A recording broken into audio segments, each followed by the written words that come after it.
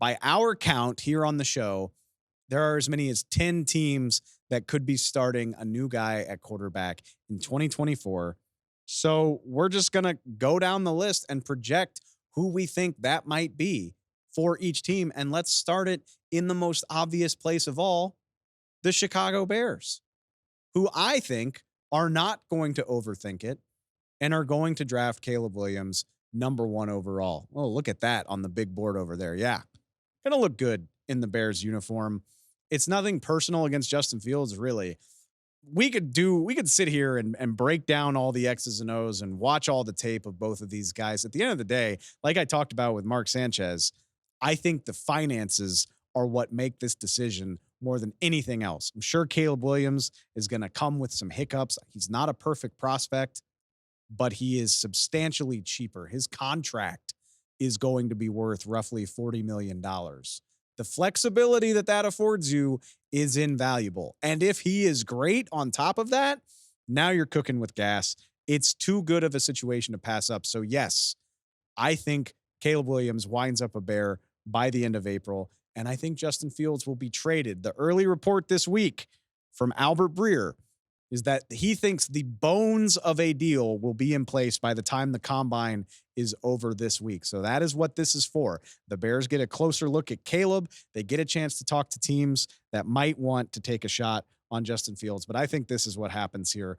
We'll get to Justin in a minute, because if Caleb is the quarterback in Chicago, that obviously means Fields is going somewhere else. But first, the other team, I think, at the top of the draft order that's going to do the obvious thing, the Washington Commanders, another squad likely to change quarterbacks, but I don't think they're going to have to look too far. Sam Howell went to North Carolina, UNC, and so does Drake Maye.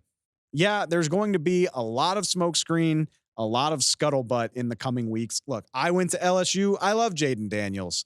You can't argue, though, against Drake Maye's arm strength, against his build, a much bigger, sturdier guy than Jayden Daniels, his athleticism, the big time throws jump off the screen at you. I think when it's all said and done, the Commanders, new ownership in place, new head coach, new GM. It's the perfect opportunity to really start fresh.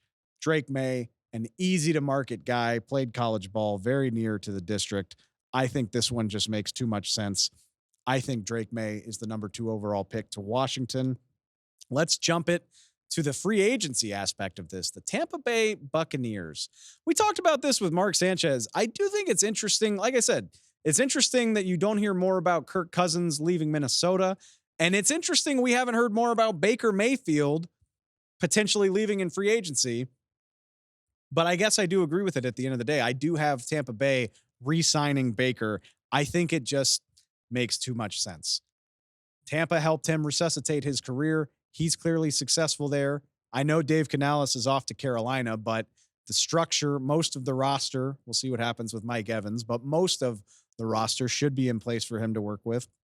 I'm not sure how many teams are going to value what he brings to the table outside of, or at least as much as Tampa Bay. I will say this. I'm curious about what happens with Raheem Morris and Zach Robinson, his offensive coordinator in Atlanta. Remember, they know Baker from his time in LA as a member of the Rams, but I do think a deal gets decided in Tampa. Baker Mayfield returns to the Tampa Bay Buccaneers. I am just curious, though, maybe there will be more teams willing to splash cash on the former #1 overall pick than we think. Let's take it to the New York Giants, seeing a lot of rumors, of innuendo about the Giants potentially trading up for a quarterback, or maybe even trading for a veteran quarterback. I'm here to tell you, and I don't mind saying it on the record, I just don't see it. Not because I think the world of Daniel Jones. I thought it was strange the Giants were willing to sign him, but this isn't a new regime in New York. Brian Daboll and Joe Schoen were the guys that signed Daniel Jones. You mean to tell me a year later they completely pull the plug and move massive amounts of draft capital to trade up to the top of the draft and take a new quarterback, or that they trade for somebody else's quarterback that isn't wanted anymore and take on that drama of moving on from Daniel Jones after 1 year? Not to mention, can't cut Daniel Jones, can't presumably trade Daniel Jones between the cap hit and the ACL tear that he's recovering from. I don't see it. And if I'm Giants ownership, after the decision to sign Daniel Jones, I say to myself, why would I trust you to make another huge quarterback decision if you clearly feel that badly about the one that you already did? No, no, no. I think the Giants are stuck with Daniel Jones for at least one more year. Let's take it to the Pittsburgh Steelers. We talked about this with Mark Sanchez. I'm so interested to see the type of quarterback that Pittsburgh brings in to compete with Kenny Pickett. I don't think the Steelers are willing to completely pull the plug on the Kenny Pickett era. This is one of the most old school traditional organizations in the league. I doubt they give up on him so quickly, but I do think they'll bring in competition. And who better than Ryan Tannehill, the veteran quarterback who offensive coordinator Arthur Smith helped revive in Tennessee? They know each other. He knows their offense. Is it exciting if you're a Steelers fan? Absolutely not. Is it just the type of thing I think the Steelers would do? Absolutely. And it would be cheaper than trading for a Justin Fields. Tannehill could keep you in games, potentially win you games, push Pickett, but also not be so good that he would demand to be the day one starter. Yeah, it's not sexy. I do think it makes sense, though. All right, let's get real spicy with it. Going back to the draft, let's take it. I mentioned Raheem Morris in Atlanta, but at the end of the day, I don't think the Atlanta Falcons are going to splash big cash on Baker Mayfield because I think they're going to do something a little bit nuts in the NFL draft. And I see the Atlanta Falcons winding up with LSU quarterback Jayden Daniels. I think the Atlanta Falcons, if I can borrow a baseball metaphor, they've had their bat on their shoulder for about 3 years now. They've just been waiting for the quarterback situation to be exactly right ever since Matt Ryan left. And it just hasn't worked out for them. Very quietly, it's one of the only things they're missing. I'm not trying to tell you this is the San Francisco 49ers, but this is a solid roster. There's talent on the defense. The skill players on offense speak for themselves. The offensive line is solid. Quarterback is just about the only thing missing from the Falcons being, like I said, maybe not a juggernaut, but a good team, a playoff team. The decision to just stick with Desmond Ridder and Taylor Heineke is why they didn't win the division last year. So, do they get bold with it this year? Are they itchy to change that and join the ranks of teams that have a young guy worth feeling excited about? You saw what CJ Stroud did in Houston, even the glimpse of Anthony Richardson. I'm sure the Falcons would be ecstatic for a guy that can inspire confidence like that. Jayden Daniels' arm talent with Kyle Pitts and Drake London, his running ability mixing with what Bijan Robinson can do. Yeah, consider me excited about it. And I think Arthur Blank, the Falcons owner, might be willing to do some wild stuff to get up there and get him. Like I said, the Falcons roster's nice. They can afford to part ways with a couple picks, get up there and do something about it. I would be excited to see it. I'm calling my shot now. Jayden Daniels to the Falcons. Let's keep it pushing. I said we'd get back to Justin Fields. New England Patriots seem like a hell of a landing spot if they aren't in love with the third best quarterback, because that's probably what's going to happen. Patriots picking at third overall. If the top two guys go, look at the New England Patriots. They're not the Atlanta Falcons. I don't think they have the roster in place to compete right now. So what do teams in those situations do? They trade down. They trade away. If the Patriots are willing to trade away from the number 3 pick, they can add draft capital. They can take a bunch of swings to improve their roster, and they could use that capital to send a pick to the Chicago Bears for Justin Fields. Maybe that doesn't excite you if you're a Patriots fan. I think it should. I don't know if Justin Fields is an all-pro, but he's certainly more exciting than what the Pats have had at that position since Tom Brady left.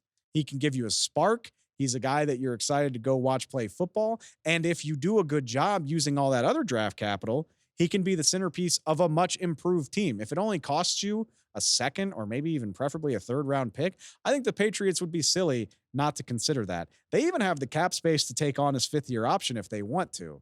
So yeah, Patriots, all I'm saying, if you're not in love with the third best QB, maybe you should consider it. Let's go to the Denver Broncos. No way to sugarcoat this one. I think the Broncos are slightly screwed. I don't know a better way to say that. Odds are they're going to be paying Russell Wilson a lot of money to not play football for them. So what does that leave you with? They had the foresight to sign Jarrett Stidham ahead of time. So you know he's there, and I would guess he's going to remain there with a chance to start. But how about this? Have you paid attention to how many New Orleans Saints players have made their way to Denver since Sean Payton got there? Who plays quarterback that's hitting the open market this year? Jameis Winston, who recently said on Pardon My Take that he sees himself or wants a chance to compete for a starting job in 2024. At the very least, Sean Payton can give you a chance, Jameis. The history's there. The relationship is there. The need for an affordable quarterback is there. Yes. Go ahead. Thank me later. Thank you, Dave, for predicting this. And if the Broncos are hell-bent on drafting a guy, they're not well positioned to do it in the first round, but can I interest you in a Michael Penix later on? Yeah, you can still add your draft pick if you want to, but Jameis Winston, just a name worth considering for the Broncos vacancy, in my opinion. Their division rivals, this one is spicy, the Las Vegas Raiders. What if Russell Wilson, after getting cut by the Denver Broncos, signs a small deal with the Vegas Raiders? I don't know how great of a fit it is. I don't know any of that, but wouldn't it be the peak of NFL division rival pettiness if he goes to a division rival to try to help take the Broncos down? And if you're not watching, the other aspect of this, I think Russell Wilson could be a perfect bridge quarterback. He's not what he was. We all know that, but he's good enough to help you win football games. With Devontae Adams potentially bringing Josh Jacobs back, I could see Russell Wilson having success there, and he's a bridge to a new future. I think the Raiders could be another team that does something drastic. J.J. McCarthy, the Michigan national champion quarterback, I would guess he's going to be the fourth quarterback off the board in this year's draft. Maybe with Wilson under contract, the Raiders are willing to trade up to get McCarthy, and you've got your heir apparent with your veteran. Something to consider. These are the things I think about when I'm on vacation. No, rest and relaxation, absolutely not. I'm thinking about a Russell Wilson, J.J. McCarthy quarterback room. And last but not least, the biggest name on this list, and I agree with Mark Sanchez, the one that seems the least likely to move, Kirk Cousins. I think he remains a Minnesota Viking. It makes too much sense to me between his age, the Achilles injury, and the situation in Minnesota. Like I said, look through the NFL. Tell me the team that needs a quarterback that has a better situation than what Minnesota can offer Kirk Cousins.